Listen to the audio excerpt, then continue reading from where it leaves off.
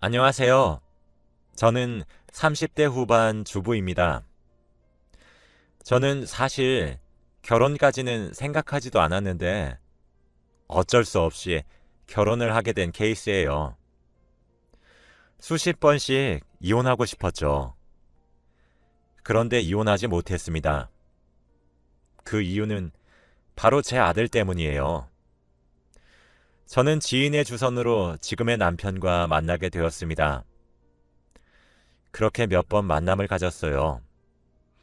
그러다 마지막 만남 때 둘이서 술을 한 잔 먹었죠. 그러다 덜컥 임신을 하게 되었습니다. 한 달에 한 번씩 하던 마법이 없어 혹시 설마 하는 심정으로 임신 테스트기를 사서 검사했더니 아니나 다를까 임신이었어요. 그렇게 번갯불에 콩 볶듯 후다닥 식을 치렀습니다. 당시 30대 초반이었던 저는 다소 늦은 나이였고 남편도 저보다 5살 연상이라 갑작스러운 임신 소식에 비해 양가에서 축하를 받으며 결혼을 하게 되었죠. 배가 부르기 전에 식을 올려야 된다는 시댁 성화에 임신이란 걸 알고 2달 만에 결혼식까지 진행이 되었습니다. 저는 그래, 이왕 이렇게 된 거 이것도 내 운명이다 싶어서 잘 살아보겠노라 굳게 다짐을 했어요. 그런데 제 로망과 현실은 정말 다르더라고요. 남편은 소개팅에서 봤었던 모습과는 다소 차이가 있었습니다.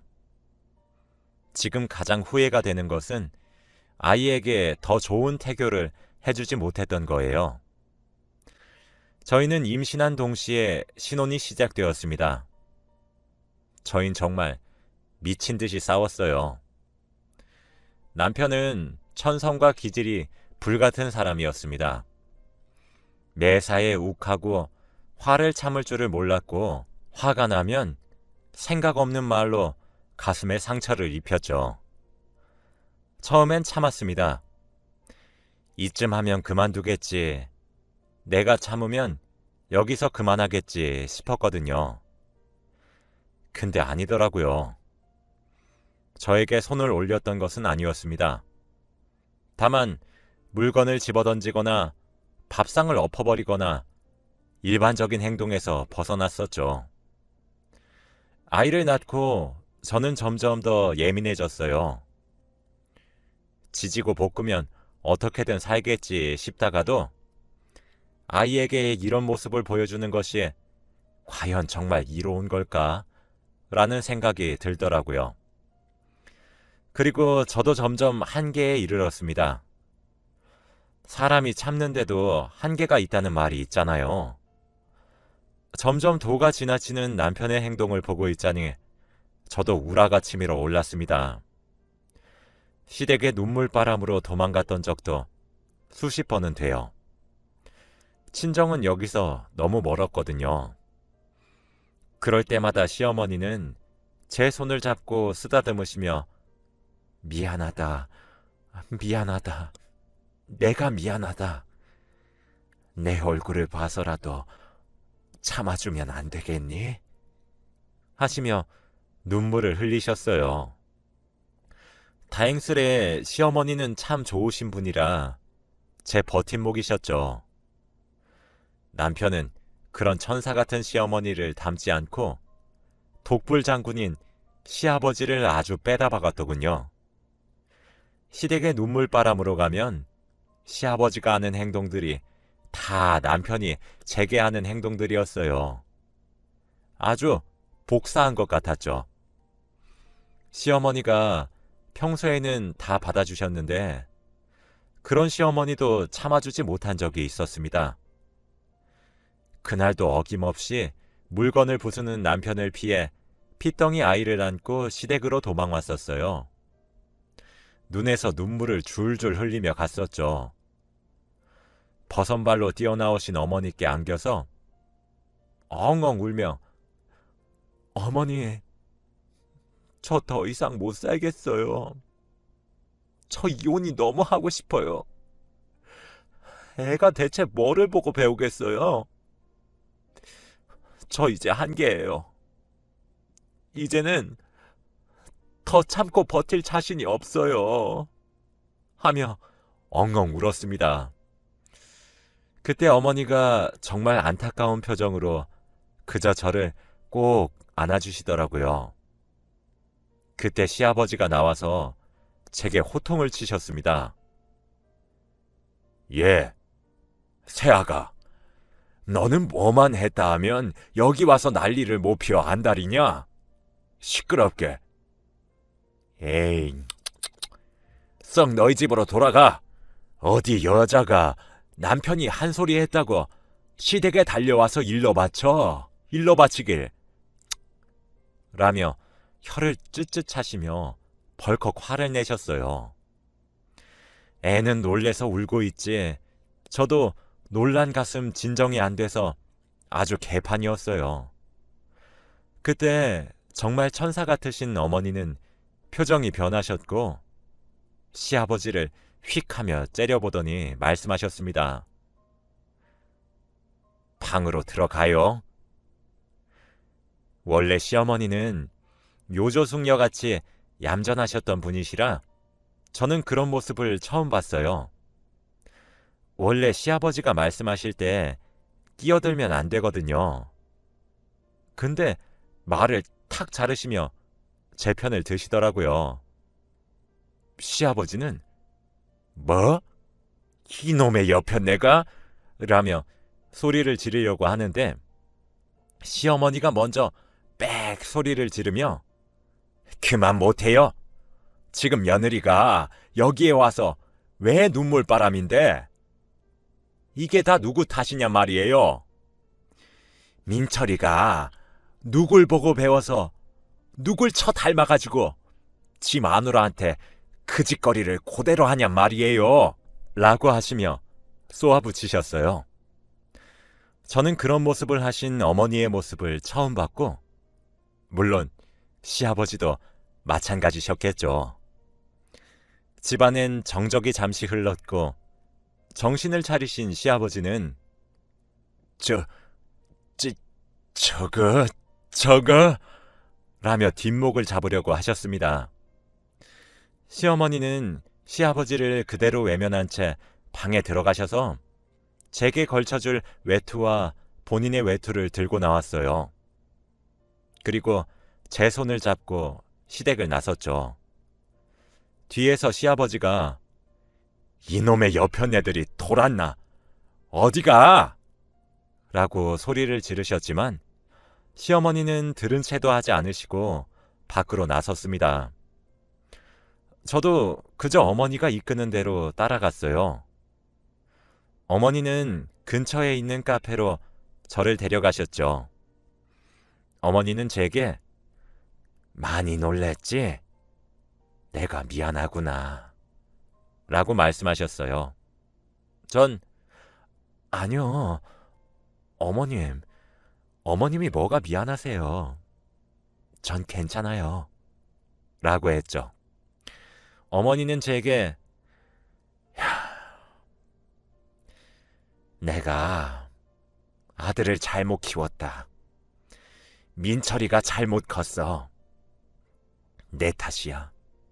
모두 다 내 탓이다. 라고 하시며 훌쩍이셨어요. 이어서 시어머니는 나도 선을 봐서 결혼한 거야. 네 시아버지랑 결혼하고 나니까 사람이 분노를 조절을 못하더라. 그래도 민철이를 임신했었고 내가 참고 살면 되겠거니 나 하나 입 다물면 집이 평화로우니까 그럼 됐다 싶어서 냅뒀다. 그런데 요즘 그게 너무 후회가 된다.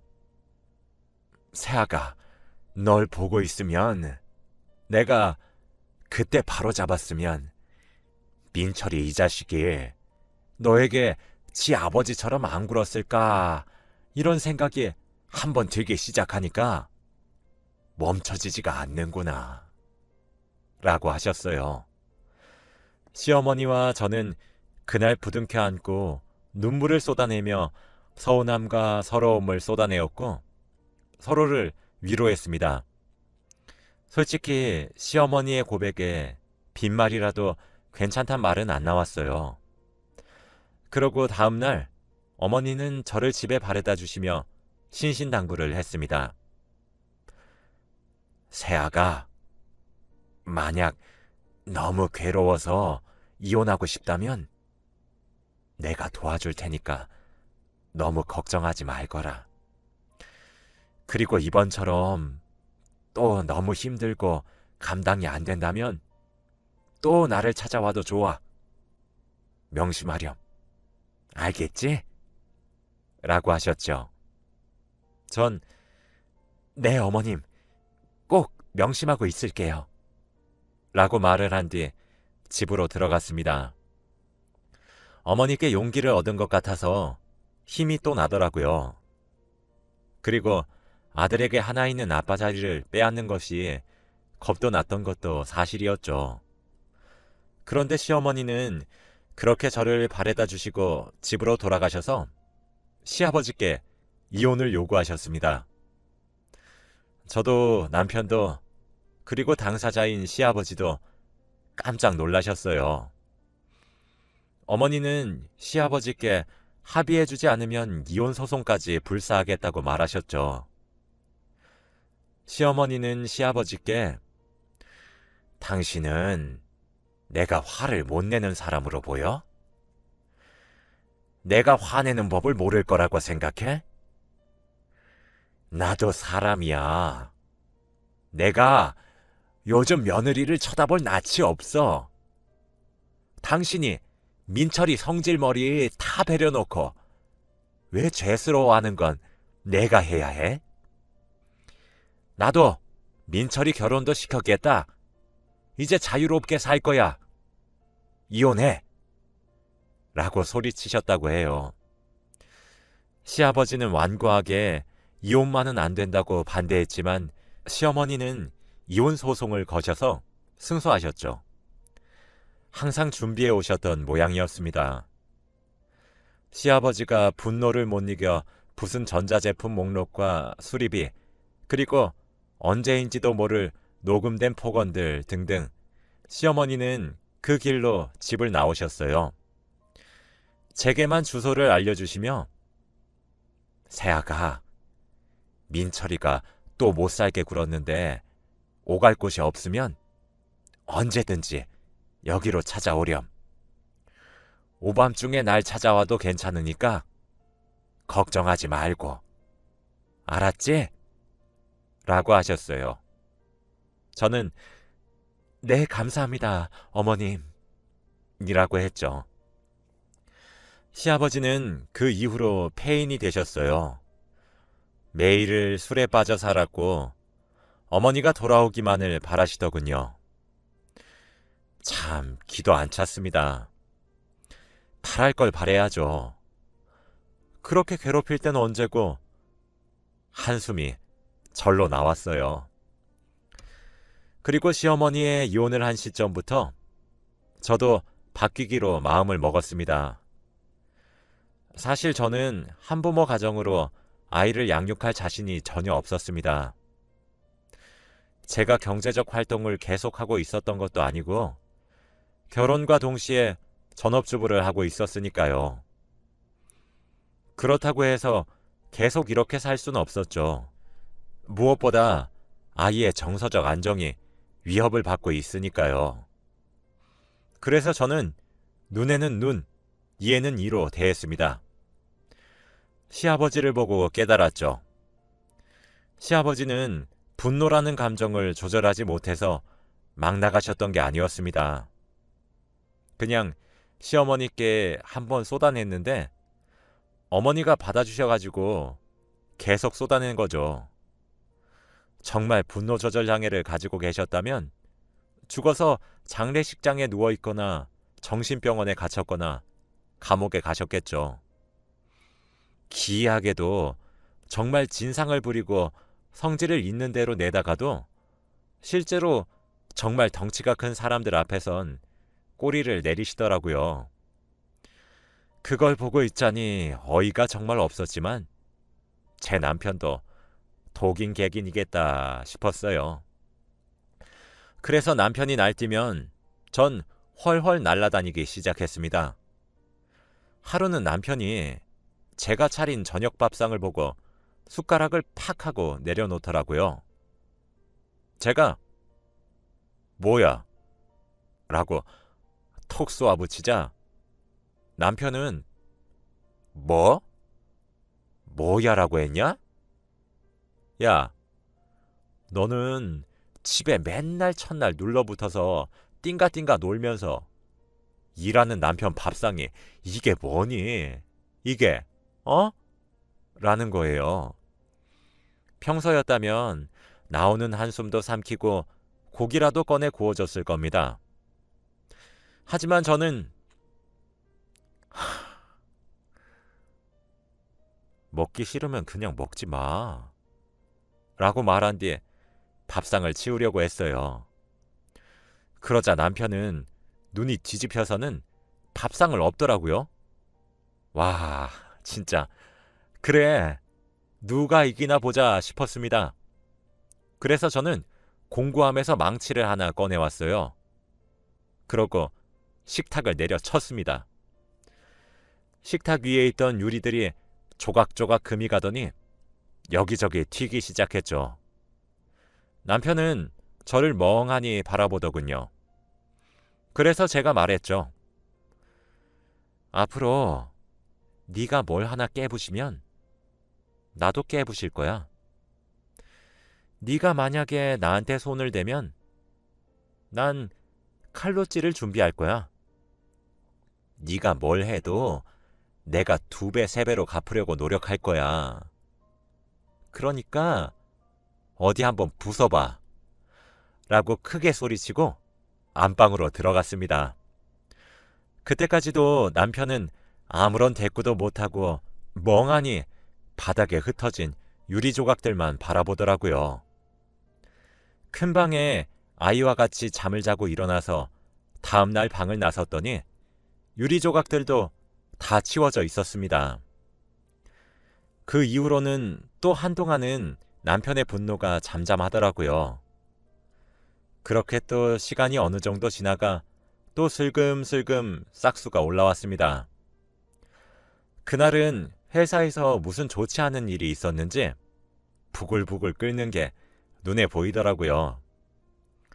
근데 회사에서 있었던 일을 왜 제게 푸나요? 저는 모른 척 했죠.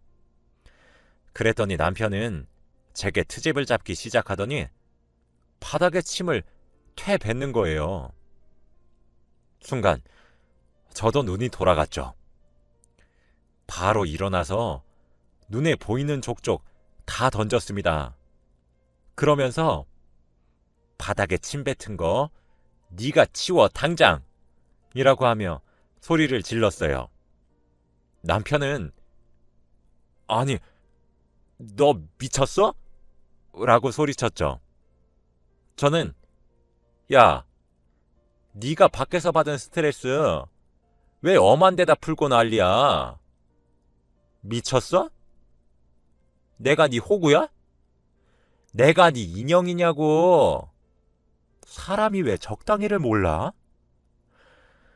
앞으로 또 이러면 그때는 물건으로 안 끝낼 거야. 어디 한번 두고 봐. 라고 했죠. 남편은 멍하니 쳐다보더라고요. 그러고 또 한동안 성질도 안 부리고 잠잠했습니다. 그렇게 또 몇 달이 지나갔죠. 그날은 제가 친정에서 걸려온 전화를 받은 날이었어요. 오랜만에 하는 전화라 전화가 좀 길어졌어요. 남편이 퇴근을 했을 때 전화를 끊게 되었고 밥을 제 시간에 차려놓지 않았다는 이유로 또 온갖 물건들을 집어던지기 시작하더라고요. 그러다 남편이 던진 관상용 돌에 거실에 있던 커다란 어항이 깨졌습니다. 남편도 놀란 듯 했죠.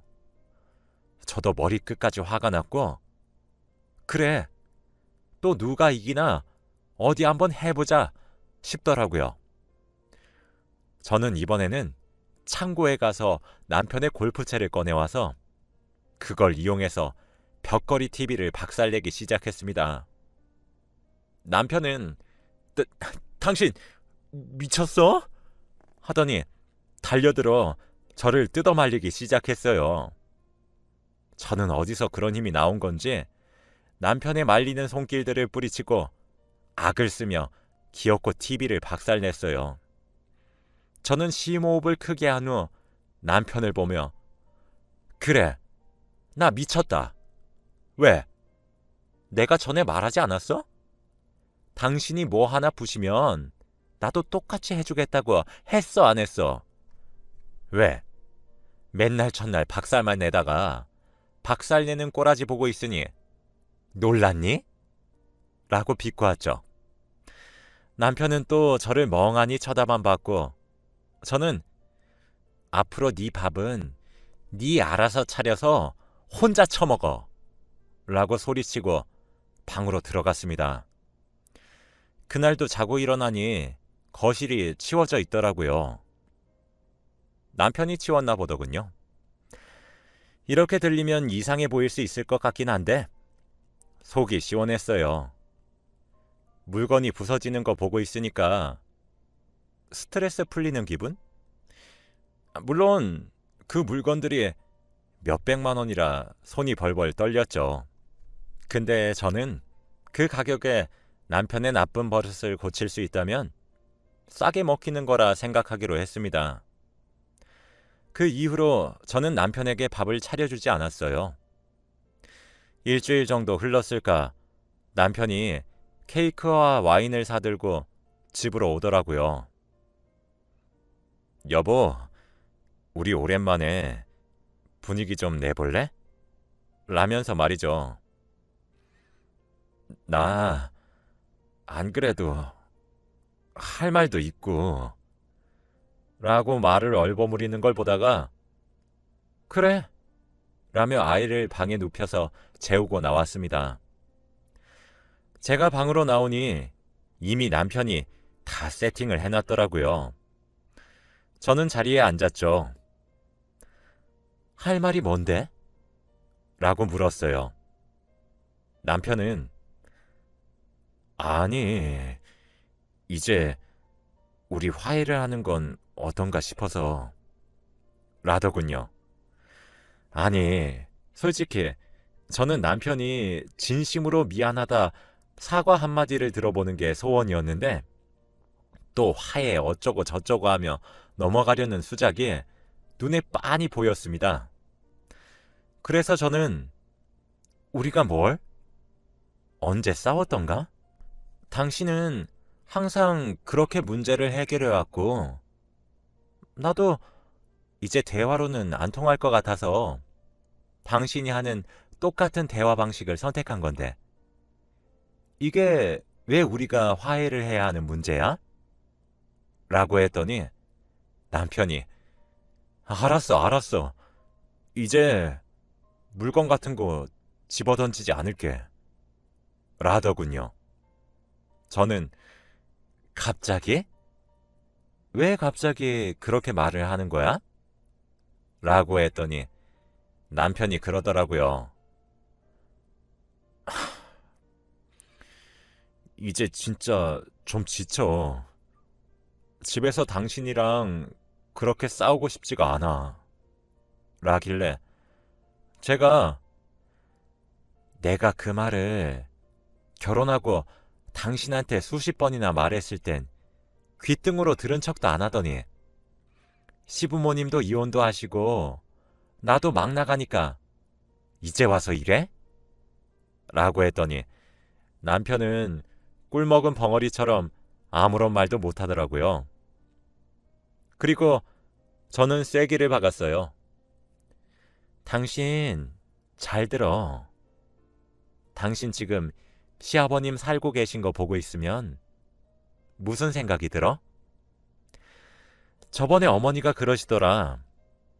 본인이 중간에서 바로잡았으면 내가 이 꼴은 나지 않았을 거라며 미안하다고 하시더라. 어머님이 이혼을 왜 하신 줄 알아? 내가 울고불고 하는 걸 보고 있으니 자기 젊은 시절이 생각나셨대. 이제라도 당신 집안이랑 얽히고 싶지 않아 하셨어. 당신은 어머니 집 주소도 모르지? 어머니는 당신도 시아버지 생각나게 해서 지긋지긋해 하셨던 건 알고 있어? 나도 당신과 이혼을 하려는 생각을 아주 수십 번은 더 했어. 그건 알고 있었어? 당신이랑 아버님 둘 다 똑같아. 당신들은 분노를 조절 못하는 게 아니라 그저 이기적이고 영악한 거야. 그저 주위에 있는 남들 생각은 안 하고 못된 심보만 부리는 거지. 그냥 개념이 없는 거고 답이 없는 거잖아? 내 말이 틀려? 저번에 접촉사고 났을 때 왜 몸에 문신 그려지고 덩치 있는 아저씨가 내리니 찍소리도 못하고 보험 처리해? 당신도 개겼다가 딱 죽겠구나 싶을 정도로 맞을까 겁이 나서 몸살인 거잖아. 그리고 그 짜증 어디다 풀었어? 나한테 풀었지? 당신은 내가 만만해? 그냥 내내 해주니까 당연해 보여?